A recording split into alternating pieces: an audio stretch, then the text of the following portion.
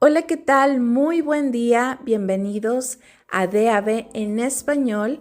Hoy es día 11 de abril. Mi nombre es Nelly y como siempre es de mucha bendición estar aquí en este tiempo acompañándonos todos pues en la lectura de la palabra de Dios. Y bueno, el día de hoy vamos a comenzar nuestra lectura con Josué capítulos 3 y 4. Estamos leyendo todavía en este día en la versión Nueva Biblia de las Américas. Vamos a comenzar, oremos. Bendito Dios, ponemos este tiempo en tus manos. Te damos gracias, gracias por tu palabra. En el nombre de Jesús, amén. Josué capítulo 3. Josué se levantó muy de mañana y él y todos los israelitas salieron de Sittim y llegaron al Jordán. Allí acamparon antes de cruzar. Después de 3 días, los oficiales pasaron por medio del campamento y dieron órdenes al pueblo. Cuando ustedes vean el arca del pacto del Señor su Dios y a los sacerdotes levitas llevándola, entonces saldrán de su lugar y la seguirán. Sin embargo, dejarán entre ustedes y ella una distancia de unos 2000 codos, 900 metros. No se acerquen a ella para saber el camino por donde deben ir, porque no han pasado antes por este camino. Entonces Josué dijo al pueblo: conságrense, porque mañana el Señor hará maravillas entre ustedes. Y Josué dijo a los sacerdotes: tomen el arca del pacto y pasen delante del pueblo. Y ellos tomaron el arca del pacto y fueron delante del pueblo. El Señor dijo a Josué: hoy comenzaré a exaltarte a los ojos de todo Israel, para que sepan que tal como estuve con Moisés, estaré contigo. Además, darás órdenes a los sacerdotes que llevan el arca del pacto, diciéndoles: cuando lleguen a la orilla de las aguas del Jordán, se detendrán en el Jordán.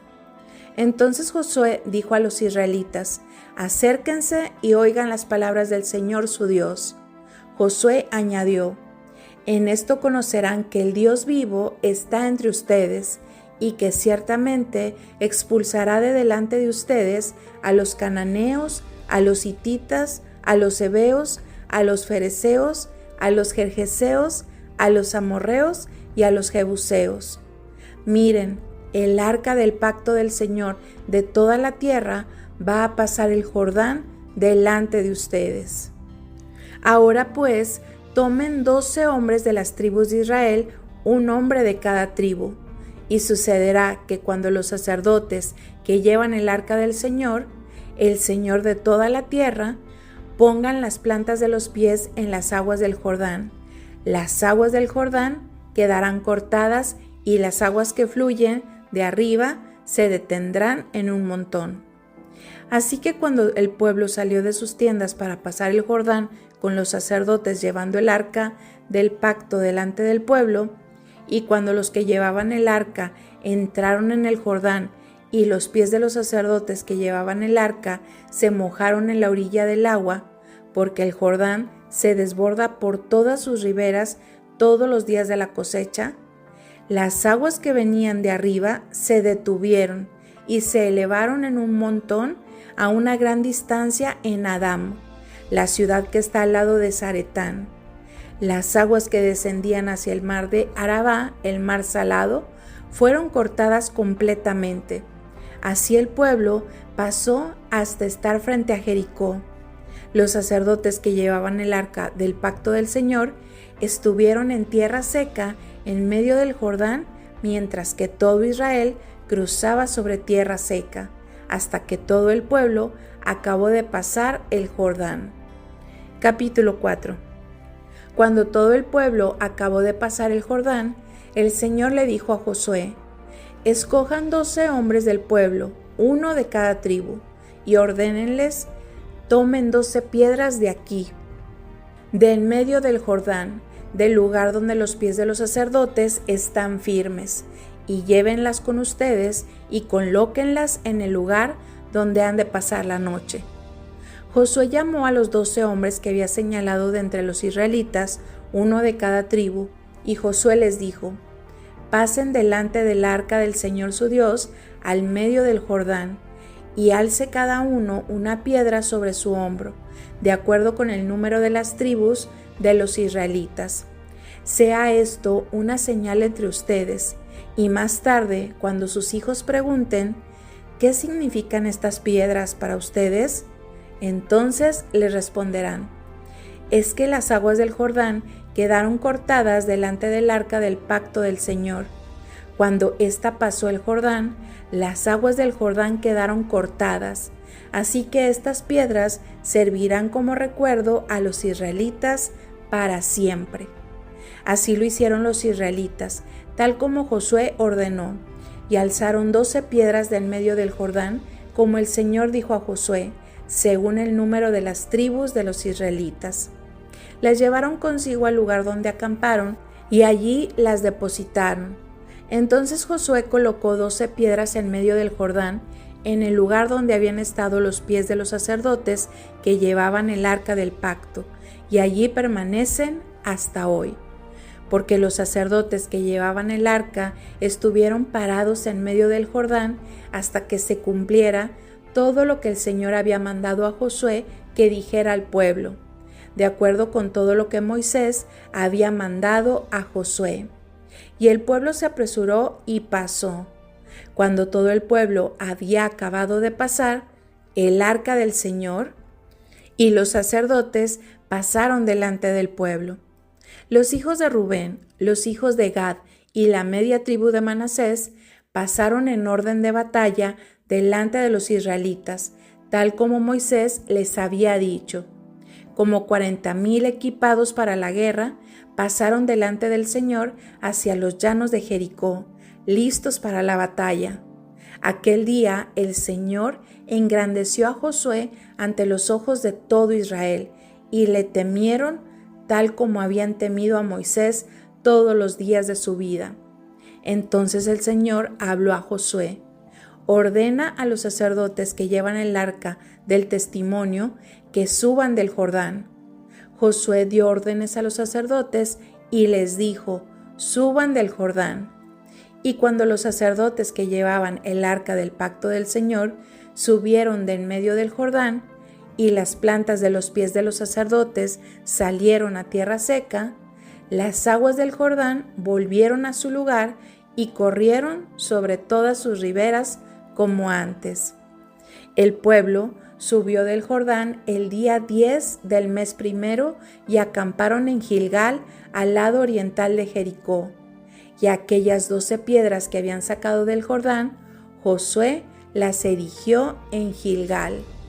Entonces habló a los israelitas: cuando sus hijos pregunten a sus padres el día de mañana qué significan estas piedras, ustedes se lo explicarán a sus hijos y les dirán: Israel cruzó este Jordán en tierra seca, porque el Señor su Dios secó las aguas del Jordán delante de ustedes hasta que pasaron, tal como el Señor su Dios había hecho al Mar Rojo, el cual Él secó delante de nosotros hasta que pasamos, para que todos los pueblos de la tierra conozcan que la mano del Señor es poderosa, a fin de que ustedes teman al Señor su Dios para siempre. Lucas capítulo 14, versículos del 7 al 35, y bueno, terminamos de leer este capítulo el día de hoy. Jesús comenzó a referir una parábola a los invitados, cuando advirtió cómo escogían los lugares de honor en la mesa. Cuando seas invitado por alguien a un banquete de bodas, no tomes el lugar de honor, no sea que él haya invitado a otro más distinguido que tú, y viniendo el que te invitó a ti y a él, te diga: dale el lugar a este. Y entonces, avergonzado, tengas que irte al último lugar, sino que cuando seas invitado, ve y siéntate en el último lugar, para que cuando llegue el que te invitó, te diga: amigo, ven más adelante. Entonces serás honrado delante de todos los que se sientan a la mesa contigo, porque todo el que se engrandece será humillado, y el que se humille será engrandecido. Jesús dijo también al que lo había convidado: cuando ofrezcas una comida o una cena, no llames a tus amigos, ni a tus hermanos, ni a tus parientes, ni a tus vecinos ricos, no sea que ellos a su vez también te conviden y tengas ya tu recompensa.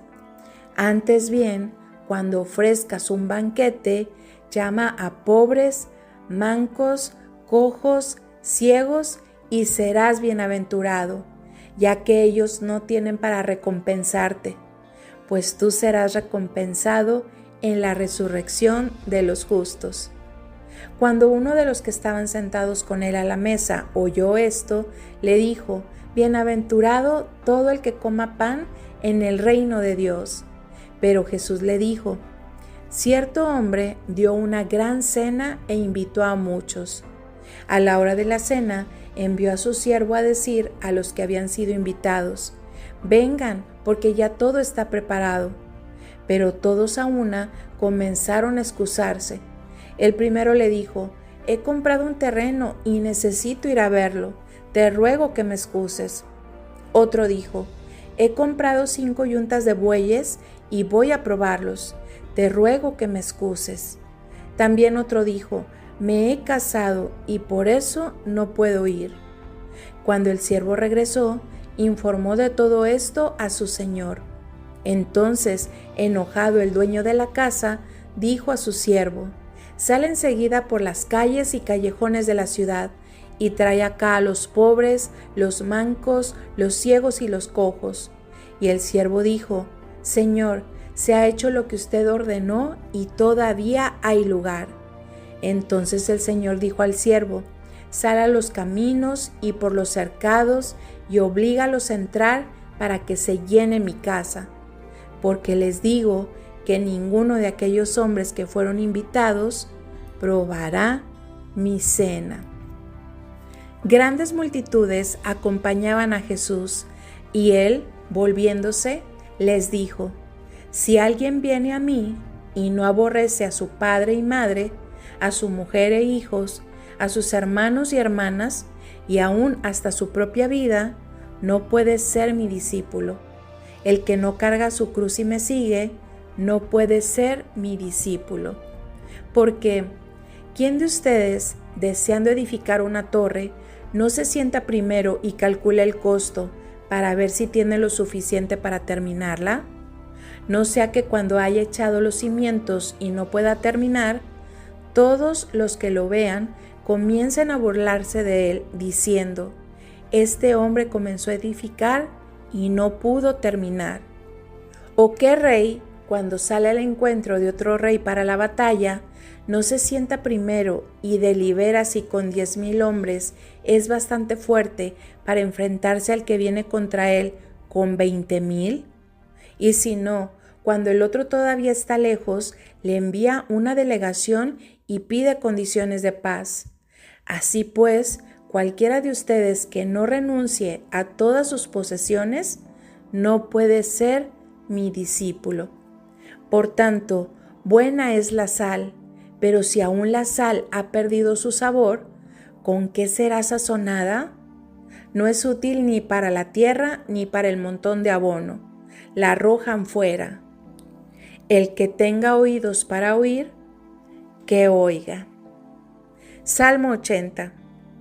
Súplica por la restauración del pueblo. Para el director del coro, según la tonada, a los lirios, testimonio. Salmo de Asaf. Presta oído, oh pastor de Israel, tú que guías a José como un rebaño, tú que estás sentado más alto que los querubines, resplandece. Delante de Efraín, de Benjamín y de Manasés, despierta tu poder y ven a salvarnos.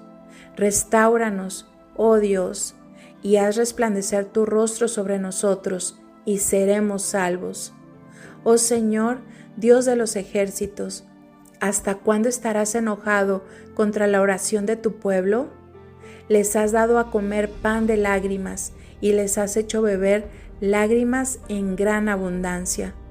Nos haces objeto de burla para nuestros vecinos, y nuestros enemigos se ríen entre sí. Oh Dios de los ejércitos, restáuranos. Haz resplandecer tu rostro sobre nosotros y seremos salvos. Tú removiste una vid de Egipto, expulsaste las naciones y plantaste la vid. Limpiaste el terreno delante de ella, echó profundas raíces y llenó la tierra. Los montes fueron cubiertos con su sombra y los cedros de Dios con sus ramas. Extendía sus ramas hasta el mar y sus renuevos hasta el río. Porque has derribado sus vallados, de modo que la vendimian todos los que pasan de camino. El puerco montés la devora, y de ella se alimenta todo lo que se mueve en el campo. Oh Dios de los ejércitos, vuelve ahora, te rogamos. Mira y ve desde el cielo y cuida esta vid. La cepa que tu diestra ha plantado y el hijo que para ti has fortalecido. Está quemada con fuego y cortada. Ante el reproche de tu rostro perecen. Sea tu mano sobre el hombre de tu diestra, sobre el hijo de hombre que para ti fortaleciste. Entonces no nos apartaremos de ti. Avívanos e invocaremos tu nombre. Oh Señor, Dios de los ejércitos, restáuranos. Haz resplandecer tu rostro sobre nosotros y seremos salvos. Hoy también vamos a terminar de leer el capítulo 12 de Proverbios. Vamos a leer los últimos 2 versículos, versículos 27 y 28. El indolente no asa su presa, pero la posesión más preciosa del hombre es la diligencia. En la senda de la justicia está la vida, y en su camino no hay muerte.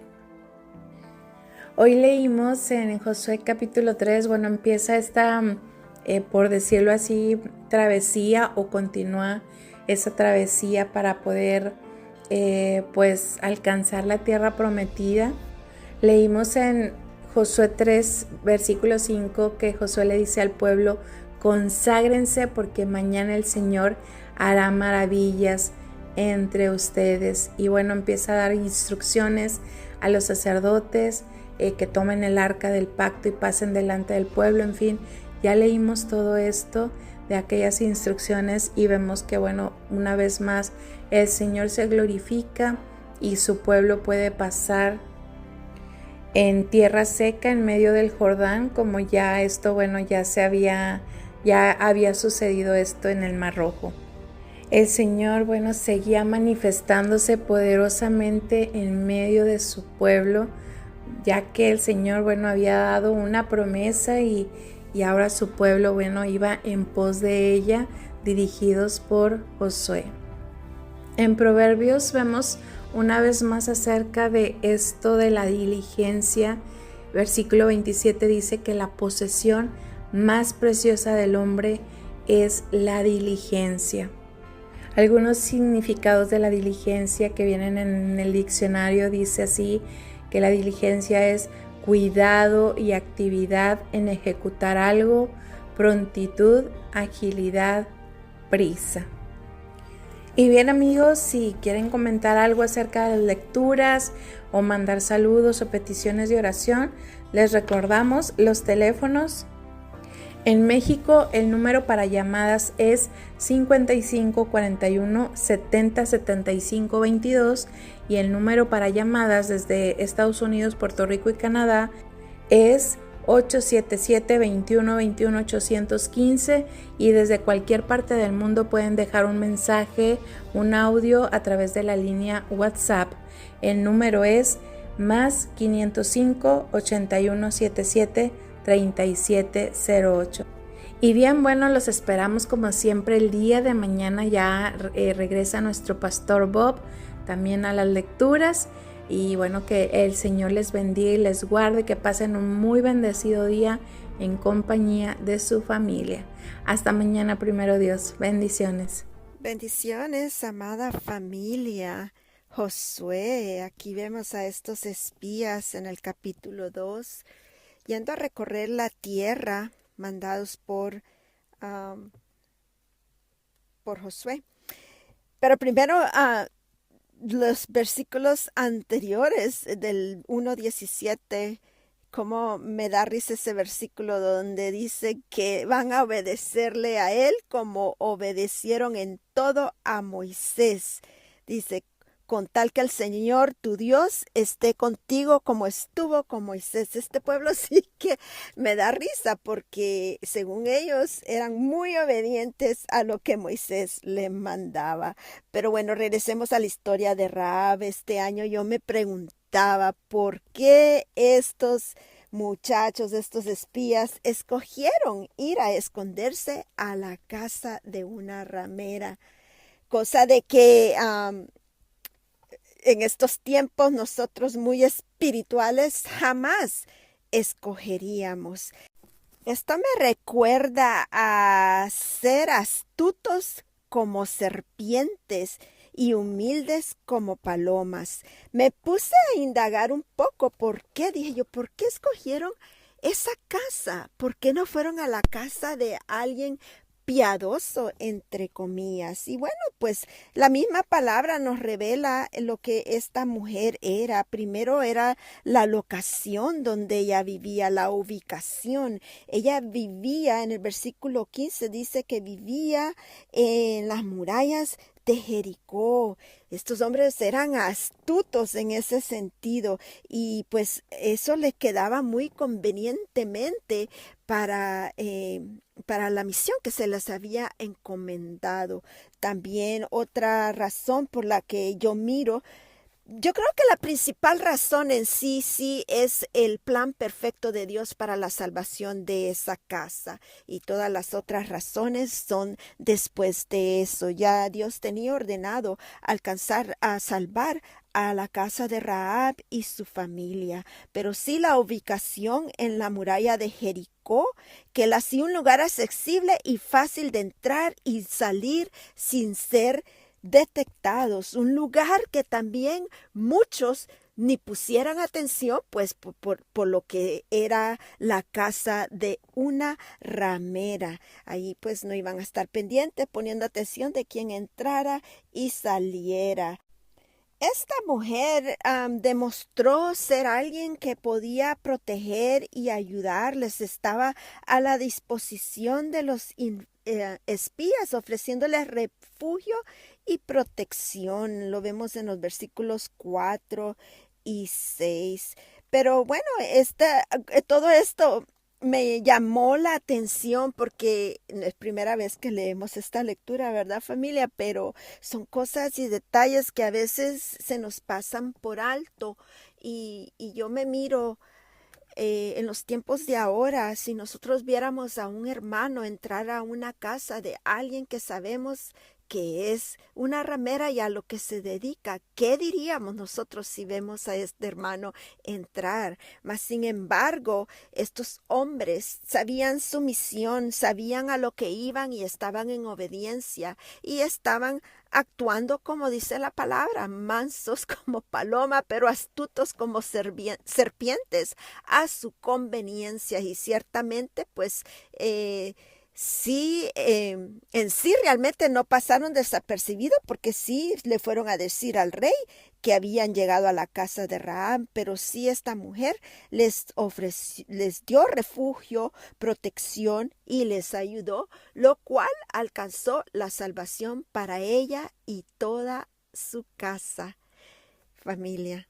Ella había oído de lo que era el pueblo de Israel y en cierta manera la fe viene por el oír. Y ella oyó eso y había fe en su corazón y por eso ofreció la ayuda a estos hombres y llegó la salvación a ella. Pequeño pensamiento, familia, a compartir. Bendiciones.